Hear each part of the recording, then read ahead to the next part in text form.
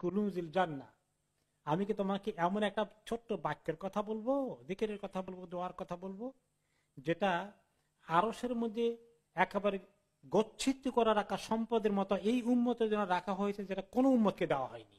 অন্য হাদিসে আসছে কথার অতিরিক্ত আরো একেবারে আল্লাহ গচ্ছিত করে রাখছেন এই সুন্দর জিকিরটা এই উম্মতকে দেওয়া যায়। সেই জিকিরের কথা বলবো আমি তোমাকে।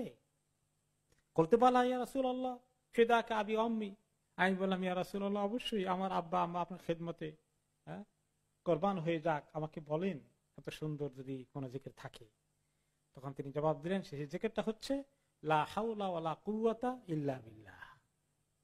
এই জিকিরটা এত সুন্দর জিকির, এটা আরশের মধ্যে গচ্ছিত, আরশের মধ্যে রাখা, কোন উম্মতকে দেওয়া হয়নি, কোন নবীকে দেওয়া হয়নি, আমাদের এই উম্মতকে আল্লাহ তাআলা দিয়েছেন।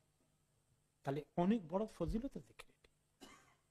বিশেষ করে বিপদে আপদে পড়ে গেলে, কোন দুশ্মনী করা শুরু করে দিলে, তখন লা হাওলা ওয়ালা কুওয়াতা ইল্লা বিল্লাহ অনেক পাওয়ারফুল দোয়া। যে আল্লাহর কাছে কথা বলছে যে আল্লাহ তাই দুশ্মনের শক্তি কি শক্তি আছে? কিচ্ছু নাই, সমস্ত শক্তি তো আপনার হাতে। এই দুশ্মনের কোনো মুরাদ থাকবে না আমার ক্ষতি করতে, আপনি যদি তাকে ঠেকেই ফেলেন।